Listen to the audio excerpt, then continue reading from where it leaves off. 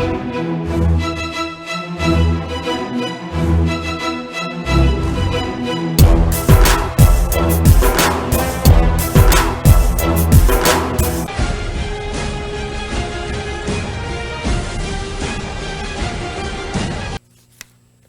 Break तो बाद तुहाडा सब दा भरपूर स्वागत है। पहले सैगमेंट विच पहला इशू सी वो ये सी कि करतारपुर कोरीडोर की शलाघा करदियां UN ने पाकिस्तान का मता पास किया। सो इस उपर आर साहब ने अपने विचार थोड़े सारे नाल बहुत ही वधिया तरीके नाल साझे कीते ने। आई होप तुहानूं सारिਆਂ ਨੂੰ पसंद आए होणगे। सो हुण आपां गलबात करन जा रहे हां कश्मीर मुद्दे ते। कश्मीर मुद्दे ते हमेशा तरह अज भी गलबात होण जा रही है। 129 दिन हो चुके ने कश्मीर नूं बंद होया। सो इस उपर आपां डॉक्टर साहब कोलों उन्हां दे विचार सुनदे हां। सो असीं चाहांगे कि तुसीं साडे नाल इसे तरह ही जुड़े रहना। देखण सुन लई तुहाडा सब दा बहुत बहुत शुक्रिया जी। डॉक्टर साहब की कहना चाहोगे?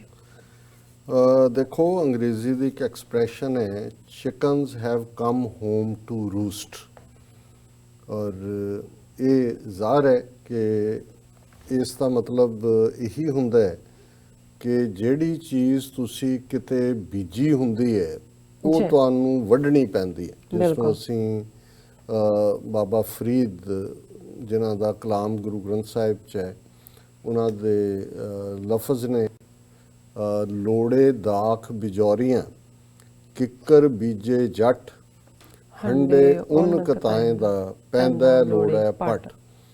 कि जे जट किसान फार्मर किकर बीजदा तो फिर वो किकर ही वढेगा, कंडियाला किकर ही आएगा। फिर वो बिजौड़ दियां चमन दियां दाखां जां अंगूर इस दी तवक्को ना करे। जे उन वेलणी है तो फिर उस चों जिहड़ा कोई रेशम का कपड़ा तैयार नहीं होना, वो उन दा ही बनेगा। और असीं ये पढ़ते हैं बाणी च कि जेहा बीजै सो लुणे कर्मा संधड़ा खेत। क्योंकि जिवें खेत दे विच जो तुसी बीजदे हो उही वढदे हो। सो इसे तरह जदों तुसी किसे थां ते कुछ ऐसा करदे हो और तुहानूं लगदा है कि भी क्योंकि उस कीते नूं किसे ने बहुता देखिया नहीं, किसे ने बहुता उस ते कोई इंपॉर्टेंस नहीं दित्ती, वो ढकिया छुपिया रहा, इसलिए तुहाडी गल चल गई और उही दिल वधी फिर तुहानूं अगे कुछ करन दे लई लिआंदी है। और नतीजा ये हुंदा है कि फिर तुसी उहदे च फस जांदे हो। ते जिहड़ा तुसी समझिया हुंदा है कि भाई इस चों असीं निकल गए सी, वो भी तुहाडे गल पिया हुंदा है। सो एग्जैक्टली पंजाबी च असीं होर भी जिहड़ा इस नूं स्पष्टता दे नाल कहंदे हैं कि फोड़ा किते ते चीरा किते। सो ज़ाहिर है कि फोड़ा एकदम नहीं बनदा।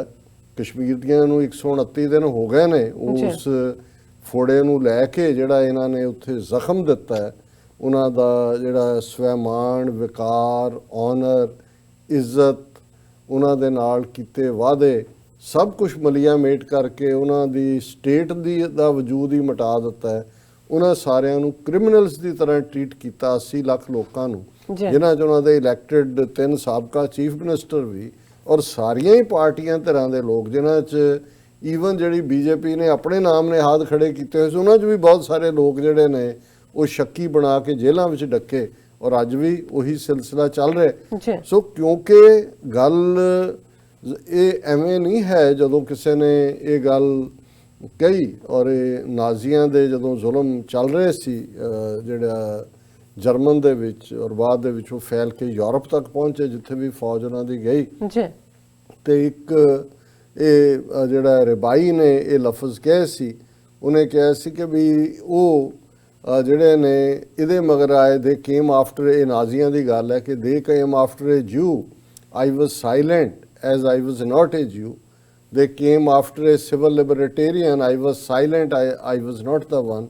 दे came after a communist I was silent as I was not a communist. They came after a Catholic I was silent as I was not a Catholic. Then they came after me and nobody was left to speak for me। बिल्कुल कि भी उन्होंने यहूदियों नूं निशाना बनाया। मैं कहा जी मैनू की ये तो यहूदी ने। फिर उन्होंने सिविल लिबर्टी वालियां नूं कम्युनिस्ट नूं जिप्सी नूं दूजियां नूं बनाया निशाना। मैं कहा जी मैनू की।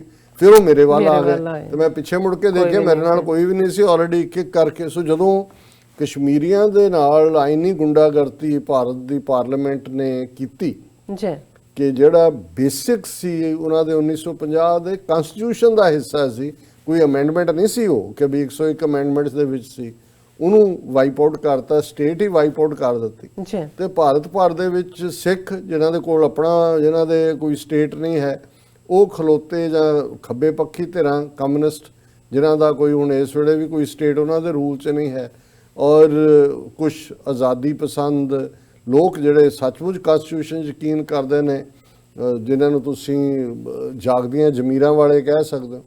ਬਾਕੀ ਸਾਰਿਆਂ ਨੂੰ ਥੋੜ੍ਹੇ ਬਹੁਤ ਪ੍ਰੋਟੈਸਟ, ਇੱਕ ਦੋ ਜਿਹੜੇ ਨੇ ਅਸਾਮ ਵਗੈਰਾ ਵਾਲਿਆਂ ਦੇ ਕੰਨ ਜ਼ਰੂਰ ਖਲੋਤੇ ਸੀ ਕਿ ਵੀ ਜੇ ਇਹ ਕਨਸਟੀਟਿਊਸ਼ਨ ਵਾਲੀ ਗੱਲ ਨੂੰ ਵਾਇਲੇਟ ਕਰ ਸਕਦੇ ਨੇ ਤੇ ਸਾਡੇ ਨਾਲ ਜਿਹੜਾ 1985 ਚ ਐਗਰੀਮੈਂਟ ਕੀਤਾ ਇਹਨਾਂ ਨੇ ਅਸਾਮ ਅਕੋਰਡ, ਬਿਲਕੁਲ ਜਿਹਦੇ ਥੱਲੇ ਬਾਕੀਆਂ ਨੂੰ ਬਾਹਰ ਕੀਤਾ, ਔਰ ਜਿਹੜੇ ਲੋਕ 1971 ਤੱਕ ਆਏ ਨੇ ਉਹਨਾਂ ਨੂੰ ਹੀ ਜਿਹੜਾ ਉਹ ਉੱਥੇ ਸੈਟਲ ਹੋਣ ਦਾ ਜਾਂ ਦੂਜਾ ਉਹ ਵੀ ਵਿਦ ਕੰਡੀਸ਼ਨਸ ਰਾਈਟ ਹੈ, ਔਰ ਉਹਦੇ ਥੱਲੇ ਹੀ ਜਿਹੜਾ ਨੈਸ਼ਨਲ ਰਜਿਸਟ੍ਰੇਸ਼ਨ ਸਰਟੀਫਿਕੇਟ ਦੀ ਗੱਲ ਆਈ NRC ਦੀ, ਆਲਰੇਡੀ 20 ਲੱਖ ਲੋਕ ਜਿਹੜੇ ਨੇ ਉਹ ਡੀਫਰੈਂਚਾਈਜ਼ ਕੀਤੇ ਨੇ। ਸੋ ਉਹਨਾਂ ਨੂੰ ਥੋੜਾ ਬਹੁਤ ਹੋਇਆ, ਪਰ ਇਹਨਾਂ ਨੇ ਜਾ ਕੇ ਖੁਦ ਅਮਿਤ ਸ਼ਾਹ ਗਿਆ, ਉਹਨੇ ਕਿਹਾ ਜੀ ਨਹੀਂ ਕੁਝ ਨਹੀਂ ਹੈ।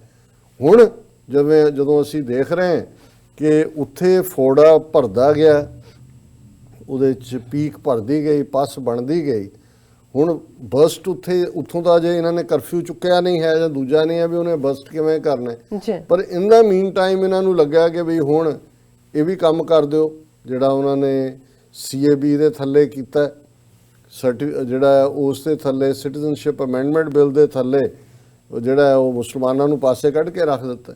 ਹੁਣ ਉਹਦੇ ਕੀ ਨਤੀਜੇ ਨੇ ਕਿ ਜ਼ਾਹਰ ਹੈ ਕਿ ਜਿਹੜਾ ਇਹ ਨਾਰਥ ਈਸਟ ਦੇ ਵਿੱਚ ਤਾਂ ਜਿਹੜਾ ਉਹ ਸੱਚਮੁੱਚ ਹੀ ਉਹ ਜਿਵੇਂ ਹੁੰਦਾ ਜਦੋਂ ਪੀਕ ਵੀ ਨਿਕਲਦੀ ਆ ਤੇ ਜੇ ਕੋਈ ਨੇੜੇ ਖੜਾ ਹੋਏ ਤਾਂ ਉਹ ਸਾਰਾ ਦਾ ਸਾਰਾ ਉਹਦੇ ਤੇ ਆ ਕੇ ਪੈਂਦਾ। ਸੋ ਇਹਨਾਂ ਦੇ ਮੂੰਹ ਦੇ ਉੱਤੇ ਵੱਜਿਆ। ਇਸ ਵੇਲੇ ਗੁਹਾਟੀ ਤੋਂ ਲੈ ਕੇ ਇੰਫਾਲ ਹੋਏ, ਉਹ ਮਨੀਪੁਰ ਸਾਰੀ ਸਟੇਟ ਹੈ, ਤ੍ਰਿਪੁਰਾ ਹੈ, ਅਰੁਣਾਚਲ ਹੈ, ਈਵਨ ਮਿਜ਼ੋਰਮ ਹੈ, ਸਾਰਾ ਨਾਰਥ ਈਸਟ ਬਰਨ ਕਰ ਰਿਹਾ। ਫੌਜ ਦੇ ਫਲੈਗ ਮਾਰਚ ਹੋ ਰਹੇ ਨੇ, ਕੱਲ ਵੀ ਅਸੀਂ ਗੋਲੀ ਨਾਲ ਲੋਕ ਮਰੇ। ਔਰ ਇਹੀ ਨਹੀਂ ਵੀ ਸਟੂਡੈਂਟ ਨਿਕਲ ਆਏ ਨੇ, ਉਹਨਾਂ ਦੇ ਕਲਾਕਾਰ, ਉਹਨਾਂ ਦੇ ਪੋਇਟ, ਉਹਨਾਂ ਦੇ ਆਰਟਿਸਟ, ਕਈਆਂ ਦੇ ਫੰਕਸ਼ਨ ਦਿੱਲੀ 'ਚ ਰੱਖੇ ਸੀ, ਉਹਨਾਂ ਨੇ ਕੈਂਸਲ ਕੀਤੇ ਨੇ। ਜਿਹੜੇ ਲੋਕ ਪਪੂਲਰ ਨੇ ਉਹਨਾਂ ਨੇ ਕਿਹਾ ਜੀ ਵੀ ਸਾਡੇ ਲਈ ਹੁਣ ਉਹਨਾਂ ਨੇ ਐਗਜ਼ਾਮ ਦੇਣ ਤੋਂ ਵੀ ਉਹਨਾਂ ਨੇ ਕਿਹਾ ਜੀ ਅਸੀਂ ਇੰਟਰਨੈਟ ਬੰਦ। ਹੁਣ ਜਦੋਂ ਕਸ਼ਮੀਰ 'ਚ ਹੁੰਦਾ ਸੀ ਜੀ 129 ਦਿਨ ਤੋਂ ਇੰਟਰਨੈਟ ਬੰਦ ਹੈ, ਤਾਂ ਉੱਥੇ ਬੈਠੇ ਕੀ ਕਹਿੰਦੇ ਸੀ ਫਿਰ ਕੀ ਹੋ ਗਿਆ, ਪਹਿਲਾਂ ਕਿਹੜੇ ਇੰਟਰਨੈਟ 20 ਸਾਲ ਪਹਿਲਾਂ ਹੁੰਦੇ ਸੀ, ਕੋਈ ਗੱਲ ਨਹੀਂ ਦੇਖੋ ਹੁਣ ਜਦੋਂ ਕਿ ਸਾਰੇ ਹੀ ਉੱਥੇ ਤਾਂ 2 ਦਿਨ ਬੰਦ ਹੋਇਆ ਤੇ ਵਕਤ ਪੈ ਗਿਆ, ਔਰ ਉਹ ਲੋਕ ਕਹਿ ਰਹੇ ਨੇ ਜੀ ਕੋਈ ਗੱਲ ਨਹੀਂ ਹੈ, ਆਜ਼ਾਦੀ ਤੋਂ ਵੱਡੀ ਕੋਈ ਚੀਜ਼ ਨਹੀਂ ਹੈ, ਪੜ੍ਹਾਈ ਜਾਂਦੀ ਹੈ ਜਾਏ, ਨੌਕਰੀਆਂ ਜਾਂਦੀਆਂ ਜਾਣ, ਦੂਜਾ ਹੁੰਦਾ ਜਾਏ। ਔਰ ਇਹਦਾ ਇੰਟਰਨੈਸ਼ਨਲ ਇੰਪੈਕਟ ਕੀ ਹੋ ਰਿਹਾ? ਜ਼ਾਹਰ ਹੈ ਕਿ ਜਾਪਾਨ ਦਾ ਮਿਸਟਰ ਐਬੇ ਆ ਰਿਹਾ ਸੀ ਮੁਲਾਕਾਤ ਦੇ ਲਈ, ਮੋਦੀ ਨਾਲ ਆਣਾ ਵੀ ਗੁਹਾਟੀ 'ਚ ਸੀ, ਅਸਾਮ ਦੀ ਕੈਪੀਟਲ, ਕਿਉਂਕਿ ਜਾਪਾਨ ਭਾਰਤ ਦੇ ਨਾਰਥ ਈਸਟ ਇਨਵੈਸਟ ਕਰਨਾ ਚਾਹੁੰਦਾ ਹੈ। ਇਹ ਉਹਨਾਂ ਦੀ ਜਿਵੇਂ ਦਿੱਲੀ 'ਚ ਬੁਲਟ ਟ੍ਰੇਨ, ਦੂਜੇ ਉਹਨਾਂ ਨੇ ਜਿਹੜੀ ਸਬਵੇ ਔਰ ਦੂਸਰੀ ਬਣਾਈ ਹੈ ਉੱਥੇ, ਔਰ ਨਾਰਥ ਈਸਟ ਦੇ ਵਿੱਚ ਵੀ ਜਾਪਾਨ ਹੈਵੀ ਇਨਵੈਸਟਮੈਂਟ ਕਰਨਾ ਚਾਹੁੰਦਾ ਹੈ ਕਿਉਂਕਿ ਪਹਾੜੀ ਏਰੀਆ, ਦੂਜੇ ਤੀਜੇ ਇਸ ਕਿਸਮ ਦੇ ਉਹ ਮਾਹਰ ਨੇ। ਹੁਣ ਉਹ ਮੀਟਿੰਗ ਵੀ ਉਹਨਾਂ ਨੇ, ਜਾਪਾਨ ਨੇ ਕਿਹਾ ਜੀ ਨਾ, ਉਹਨਾਂ ਨੇ ਕਿਹਾ ਜੀ ਦਿੱਲੀ ਕਰ, ਉਹਨਾਂ ਨੇ ਕਿਹਾ ਜੀ ਨਹੀਂ ਅਸੀਂ ਇਨਵੈਸਟ ਤਾਂ ਉੱਥੇ ਹੀ ਕਰਨਾ ਸੀ, ਜੋ ਉਹੀ ਸੜ ਰਿਹਾ ਅਸੀਂ ਨਹੀਂ ਆਉਣਾ। ਬੰਗਲਾਦੇਸ਼ ਦਾ ਜਿਹੜੇ ਸਾਰੇ ਬੰਗਾਲੀਆਂ ਨੂੰ ਲੈ ਕੇ ਹੋਰ ਅਸਾਮ ਜਾਂ ਦੂਜੇ 'ਚ ਕੋਈ ਪਾਕਿਸਤਾਨ, ਅਫਗਾਨਿਸਤਾਨ ਦੇ ਤੇ ਮੁਸਲਮਾਨਾਂ ਨੇ ਨਹੀਂ ਜਾਣਾ, ਜਾਂ ਨਾ ਹੀ ਉੱਥੋਂ ਦੇ ਹਿੰਦੂਆਂ ਨੇ ਜਾਣਾ ਉੱਥੇ।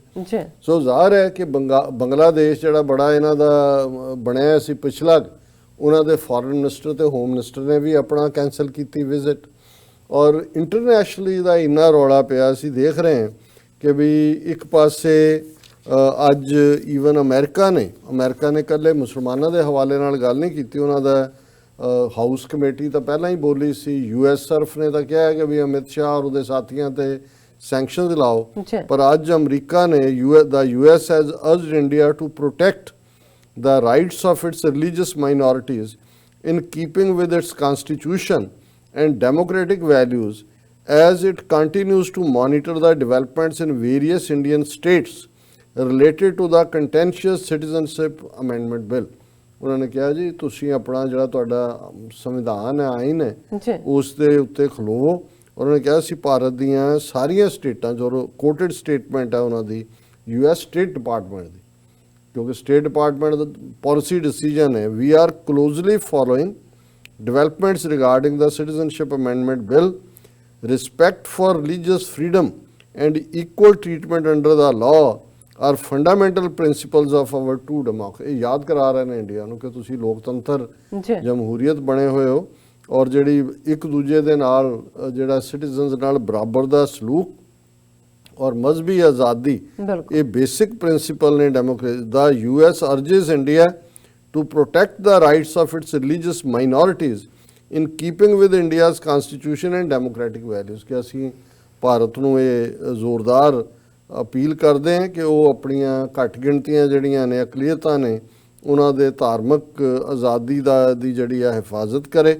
ਔਰ ਇਹ ਜਿਹੜਾ ਬਹੁਤ ਵੱਡੀ ਗੱਲ ਹੈ ਕਿ ਸਟੇਟ ਡਿਪਾਰਟਮੈਂਟ ਨੇ ਇਸ ਦੇ ਉੱਤੇ ਰਿਐਕਟ ਕੀਤਾ ਹੈ ਔਰ ਨਾਲ ਦੀ ਨਾਲ ਈਵਨ ਜਿਹੜਾ ਵਿਦਨ ਇੱਕ ਕ੍ਰਾਈਸਿਸ ਤਾਂ ਇਹਨਾਂ ਨੇ ਖੜਾ ਕੀਤਾ। ਦੂਜਾ ਇਹ ਹੈ ਵੀ ਜਿੱਥੇ ਕਾਂਗਰਸ ਦੀਆਂ ਹਕੂਮਤਾਂ ਨੇ ਜਾਂ ਜਿਵੇਂ ਪੰਜਾਬ 'ਚ ਹੈ ਔਰ ਮੱਧ ਪ੍ਰਦੇਸ਼ 'ਚ ਹੈ ਔਰ ਇੱਕ ਰਾਜਸਥਾਨ 'ਚ ਹੈ, ਉਹਨਾਂ ਨੇ ਕਿਹਾ ਜੀ, ਔਰ ਪੰਜਾਬ 'ਚ ਹੈ ਜ਼ਾਹਰ ਹੈ ਕੈਪਟਨ ਅਮਰਿੰਦਰ, ਉਹਨਾਂ ਨੇ ਕਿਹਾ ਜੀ ਅਸੀਂ ਨਹੀਂ ਲਾਗੂ ਕਰਨਾ ਸਿਟੀਜ਼ਨਸ਼ਿਪ ਅਮੈਂਡਮੈਂਟ ਬਿੱਲ। ਹੁਣ ਉਹ ਕਹਿ ਰਹੇ ਨੇ ਕਿ ਜੀ ਅਸੀਂ ਤਾਂ ਇਹ ਫੈਡਰਲ ਬਿੱਲ ਹੈ, ਸਟੇਟਾਂ ਨੋ ਕਰ ਹੀ ਨਹੀਂ ਸਕਦੀਆਂ। ਸੋ ਜ਼ਾਹਰ ਹੈ ਕਿ ਇਹ ਇੱਕ ਹੋਰ ਕਨਫਲਿਕਟ ਵੀ ਵੱਧ ਰਿਹਾ ਹੈ ਜਿਹੜਾ ਫੈਡਰਲ ਸਿਸਟਮ ਦੇ ਥੱਲੇ ਜਿਹੜੇ ਸਟੇਟਾਂ ਨੂੰ ਹੱਕ ਦਿੱਤੇ ਹੋਏ ਨੇ ਉਹਨਾਂ ਨੂੰ ਤਾਂ ਇਹ ਹੋਇਆ ਵੀ ਇਹਨਾਂ ਕੋਲ ਸਿੰਪਲ ਮੈਜੋਰਟੀ ਆ ਗਈ ਹੈ, ਰੀਜਨਲ ਪਾਰਟੀਜ਼ ਨੂੰ ਜੋ ਮਰਜ਼ੀ ਇਹ ਪਾਸ ਕਰੀ ਜਾਣ ਸਟੇਟਾਂ ਦੇ ਉੱਤੇ। ਪਹਿਲਾਂ ਉਹਨਾਂ ਦੀ ਜਿਹੜੀ ਟੈਕਸ ਲਾਉਣ ਦੀ ਪਾਵਰ ਸੀ ਉਹ ਲੈ ਲਈ, ਉਹਨਾਂ ਨੇ ਕਿਹਾ ਜੀ ਅਸੀਂ GST ਲਾ ਰਹੇ ਹਾਂ ਉਹਦਾ ਤੁਹਾਨੂੰ 50% ਮਿਲੇਗਾ। ਹੁਣ ਉਹ GST ਉਹਨਾਂ ਨੇ ਇਕੱਠਾ ਕੀਤਾ ਹੋਇਆ ਉਹ ਸਟੇਟਾਂ ਨੂੰ ਦੇ ਨਹੀਂ ਰਹੇ। ਹਾਲ ਇਹ ਪੰਜਾਬ 'ਚ ਪਿਛਲੇ 3 ਮਹੀਨੇ ਤੋਂ 5 ਮਹਿਕਮੇ ਨੇ ਜਿਨ੍ਹਾਂ ਦੇ ਲੱਖਾਂ ਮੁਲਾਜ਼ਮਾਂ ਨੂੰ ਤਨਖਾਹਾਂ ਨਹੀਂ ਮਿਲੀਆਂ। ਇਹੀ ਹਾਲ ਦੂਸਰਿਆਂ ਨੂੰ ਹੈ। ਹੁਣ ਸੁਪਰੀਮ ਕੋਰਟ 'ਚ ਜਾ ਰਹੇ ਨੇ ਕਿ ਜੀ ਸਾਡੇ ਤੋਂ ਹੱਕ ਵੀ ਖੋਹ ਲਿਆ ਕਾਨੂੰਨ ਦੇ ਥੱਲੇ ਕਿ ਜੀ ਇਹਨਾਂ ਨੇ ਲਾਅ ਬਣਾਉਣਾ ਵੀ ਸਾਨੂੰ ਅੱਧਾ ਮਿਲੇਗਾ, ਉਹ ਇਹ ਦੇ ਵੀ ਨਹੀਂ ਰਹੇ। ਔਰ ਕਸ਼ਮੀਰ ਮੁੱਦਾ ਜਿਹੜਾ ਉਹਨਾਂ ਨੇ ਇਹ ਸਮਝਿਆ ਸੀ ਕਿ ਵੀ ਅਸੀਂ ਉਹਨੂੰ ਖਤਮ ਕਰ ਦਿੱਤਾ। ਅੱਜ ਮੈਂ ਇੱਕ ਰਾਈਟ ਅਪ ਦੇਖ ਰਿਹਾ ਸੀ ਜਿਹਦੇ 'ਚ ਉਹਨਾਂ ਦੇ ਮਿਸਟਰ KP ਨਈਅਰ ਨੇ ਇਹ ਕਿਹਾ India's diplomatic heft on the wane in US ਕਿ ਅਮਰੀਕਾ ਜਿਸ ਵੇਲੇ ਹਾਲ ਕੀ ਹੈ, ਜਿਵੇਂ ਪ੍ਰਮਿਲਾ ਜੈਪਾਲ ਕਾਂਗਰਸ ਵੂਮਨ ਨੇ ਇੱਕ ਰਿਪਬਲਿਕਨ ਦੇ ਨਾਲ ਕਾਂਗਰਸਮੈਨ ਨਾਲ ਮਿਲ ਕੇ ਆਲਰੇਡੀ ਰੈਜ਼ੋਲੂਸ਼ਨ ਕਸ਼ਮੀਰ ਦੇ ਬਾਰੇ ਮੂਵ ਕੀਤਾ ਹੋਇਆ, ਉਹਨੇ ਵਕਤ ਪਾਇਆ ਹੋਇਆ ਔਰ ਇੰਡੀਆ ਨੇ $40,000 ਮਹੀਨਾ ਦੇ ਉੱਤੇ ਲੌਬਿੰਗ ਫਰਮ ਹਾਇਰ ਕੀਤੀ ਹੈ ਔਰ ਉਹਨਾਂ ਦੇ ਤਲਵੇ ਘਸ ਗਏ ਨੇ। ਹੁਣ ਜਿਹੜੇ ਉਹਨਾਂ ਦੇ ਡਿਪਲੋਮੈਟ ਔਰ ਐਂਬੈਸਡਰ ਦੌੜ ਰਹੇ ਨੇ ਕੋਰੀਡੋਰਸ ਦੇ ਵਿੱਚ ਵੀ ਕਾਂਗਰਸ ਦੇ ਔਰ ਅਦਰਵਾਈਜ਼ ਵੀ। ਔਰ ਇਹਦੇ 'ਚ ਉਹਨੇ ਕਿਹਾ US house of resolutions pillorying India are goes from a bygone era. It has been nearly 20 years since a political resolution against India was tabled on Capitol Hill. For a quarter century, India's biggest diplomatic investments in America have been in Capitol Hill on a scale much bigger than what successive prime ministers invested in the White House. ਉਹ ਕਿਹਾ ਜੀ 25 ਸਾਲ ਬਾਅਦ ਹੁਣ ਭਾਰਤ ਦੇ ਖਿਲਾਫ ਕੋਈ resolution ਆਇਆ, ਉਹਨਾਂ ਨੇ ਬੜਾ ਜ਼ਬਰਦਸਤ ਇਨਵੈਸਟਮੈਂਟ ਇੱਥੇ ਕੀਤੀ ਸੀ। A resolution in the US House of Representatives taking aim at India's Kashmir policy tabled jointly last weekend by a Democrat and a Republican is a case of New Delhi snatching defeat from the jaws of victory। ਕਿ ਜੀ ਉਹ ਤਾਂ ਸਮਝਦੇ ਸੀ ਕਿ ਵੀ ਅਸੀਂ ਜਿੱਤ ਗਏ ਪਰ ਹੁਣ ਜਿਹੜੇ ਜਿੱਤ ਦੇ ਜਵਾੜੇ ਨੇ ਉਹਨਾਂ 'ਚੋਂ ਹਾਰ ਖਿੱਚ ਰਹੇ ਨੇ, defeat. House resolutions pillaring India are goes from a bygone era, ਉਹਨੂੰ repeat ਕੀਤਾ ਉਹਨੇ ਔਰ ਉਹਨੇ ਕਿ and these investments which today lie in waste never fail to pay handsome dividends. Some of India's serving high commissioners, ambassadors, secretaries to government, all of them outstanding diplomats today cut their teeth tirelessly unlike the corridor of Capitol building।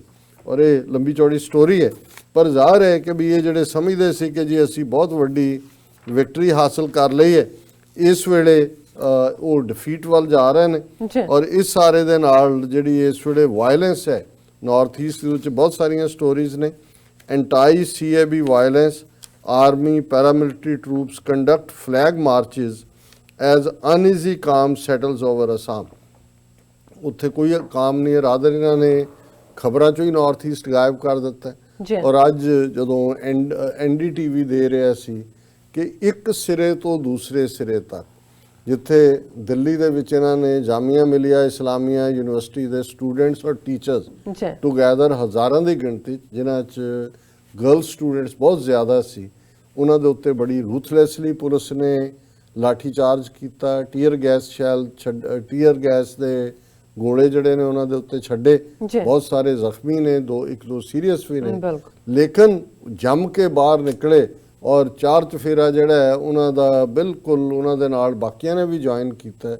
ਇਸੇ ਤਰ੍ਹਾਂ ਭਾਰਤ ਦਾ ਕੋਈ ਹੁਣ ਸ਼ਹਿਰ ਹੈ ਕਲਕੱਤੇ ਦੇ ਵਿੱਚ, ਜਿੱਥੇ ਬਹੁਤ ਵੱਡੇ ਜਿਹੜੇ ਨੇ ਉਹ ਪ੍ਰੋਟੈਸਟ ਹੋਏ ਨੇ, ਔਰ ਮੁੰਬਈ ਦੇ ਵਿੱਚ, ਨਾਰਥ ਈਸਟ ਤਾਂ ਹੈ ਹੀ ਹੈ, ਅਲੀਗੜ੍ਹ ਦੇ ਵੀ ਉਹਨਾਂ ਨੇ ਸਟੂਡੈਂਟਸ ਨੇ ਆਪਣੇ ਟੀਚਰਸ ਨੂੰ 24 ਘੰਟੇ ਦਾ ਨੋਟਿਸ ਦਿੱਤਾ।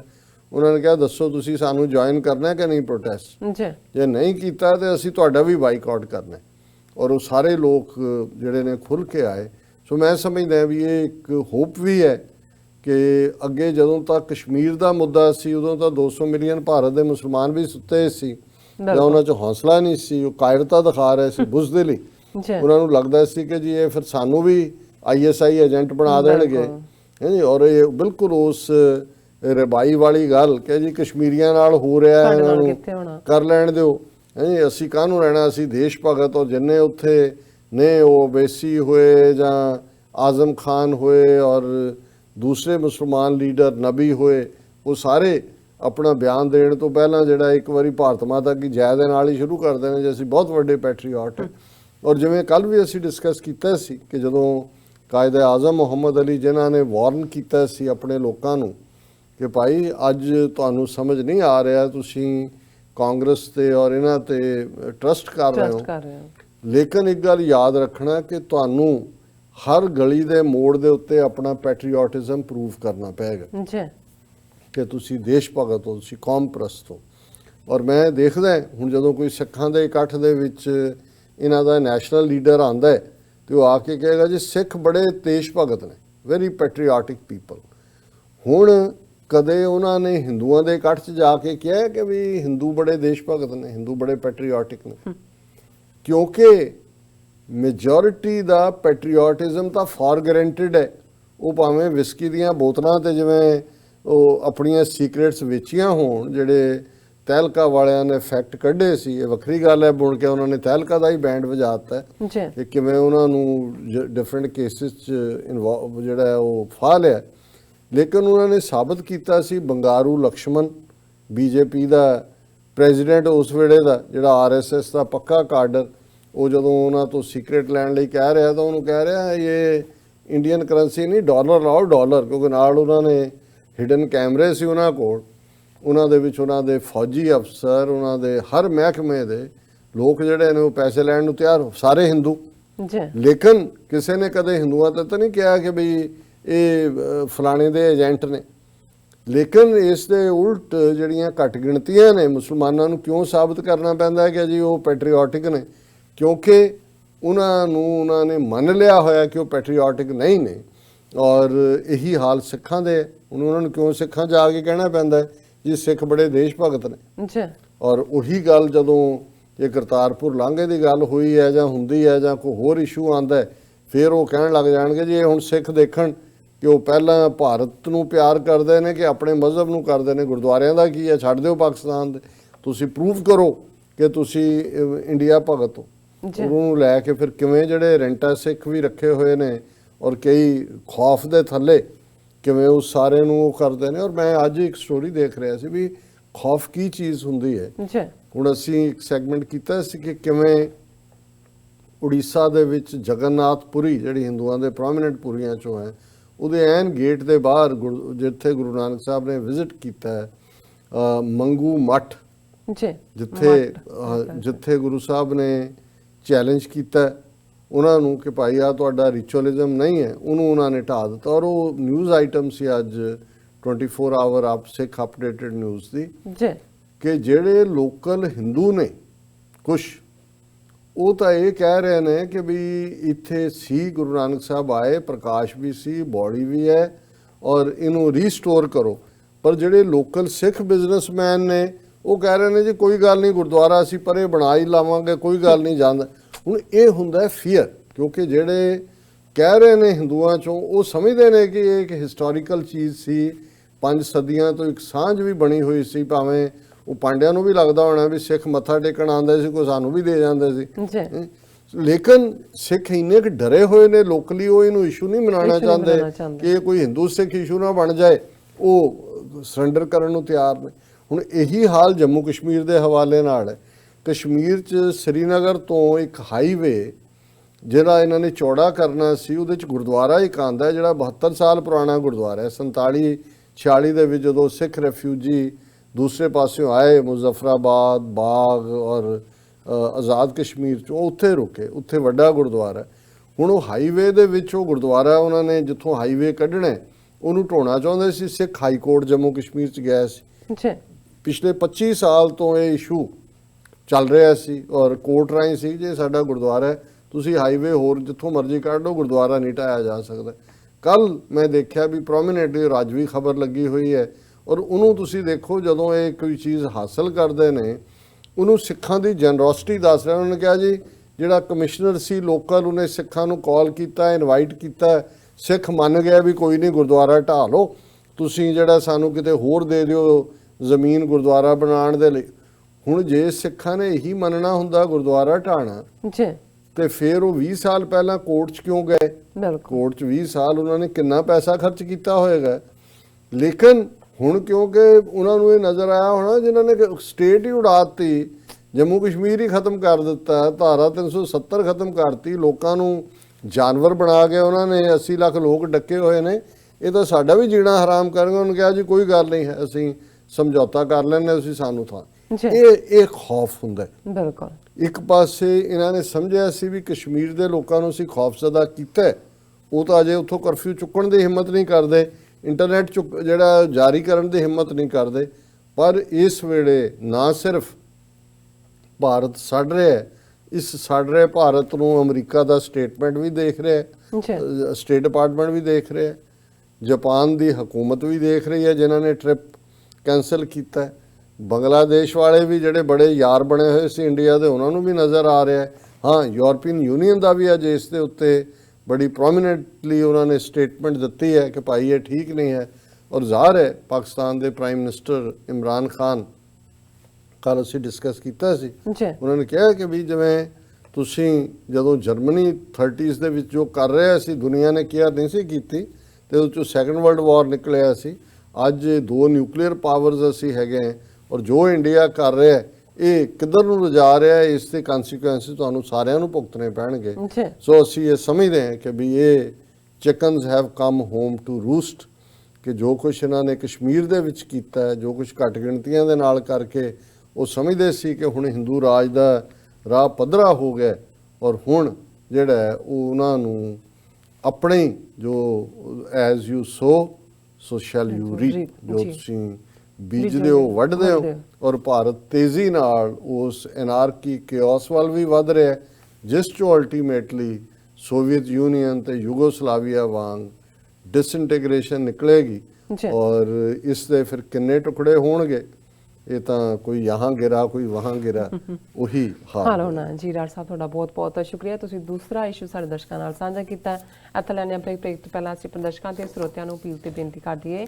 ਵਿਊਅਰਸ, ਜਿਸ ਤਰ੍ਹਾਂ ਕਿ ਤੁਸੀਂ ਜਾਣਦੇ ਹੋ ਕਿ TV 84 ਇੱਕ ਪੰਥਕ ਚੈਨਲ ਹੈ। TV 84 ਸਿੱਖਾਂ, ਕਸ਼ਮੀਰੀਆਂ ਤੇ ਭਾਰਤ ਦੀਆਂ ਨਾਰਥ ਈਸਟ ਸਟੇਟਾਂ ਦੇ ਲੋਕਾਂ ਦੇ ਸਵੈ ਨਿਰਣੇ ਦੇ ਹੱਕਾਂ ਦਾ ਹਾਮੀ ਹੈ। ਅਸੀਂ ਚਾਹਾਂਗੇ ਕਿ ਤੁਸੀਂ TV 84 ਦੀ ਚੜ੍ਹਦੀ ਕਲਾ ਲਈ ਵੱਧ ਤੋਂ ਵੱਧ ਡੋਨੇਟ ਕਰੋ। ਡੋਨੇਟ ਕਰਨ ਲਈ ਸਾਡੀ ਵੈਬਸਾਈਟ TV84.tv ਤੇ ਜਾ ਕੇ ਪੇਪਲ ਦੀ ਵਰਤੋਂ ਕਰਕੇ 1 ਟਾਈਮ ਡੋਨੇਟ ਕਰ ਸਕਦੇ ਹੋ, ਮੰਥਲੀ ਡੋਨੇਟ ਵੀ ਕਰ ਸਕਦੇ ਹੋ। ਤੁਸੀਂ TV 84 ਦੇ ਨਾਮ ਤੇ ਚੈੱਕ ਬਣਾ ਕੇ ਸਾਨੂੰ ਮੇਲ ਵੀ ਕਰ ਸਕਦੇ ਹੋ ਸਾਡੇ ਇਸ ਪਤੇ ਤੇ 36-01 37th Avenue, Long Island City, New York 11101 USA, ਜਾਂ ਫਿਰ ਤੁਸੀਂ ਸਾਨੂੰ ਫੋਨ ਰਾਹੀਂ ਵੀ ਸੰਪਰਕ ਕਰ ਸਕਦੇ ਹੋ ਸਾਡੇ ਫੋਨ ਨੰਬਰ ਤੇ 5164060694। Thank you so much viewers, ਤੁਸੀਂ ਕਿਤੇ ਨਹੀਂ ਜਾਣਾ, ਮਿਲਦੇ ਹਾਂ ਆਫਟਰ ਦਿਸ ਸ਼ਾਰਟ ਬ੍ਰੇਕ।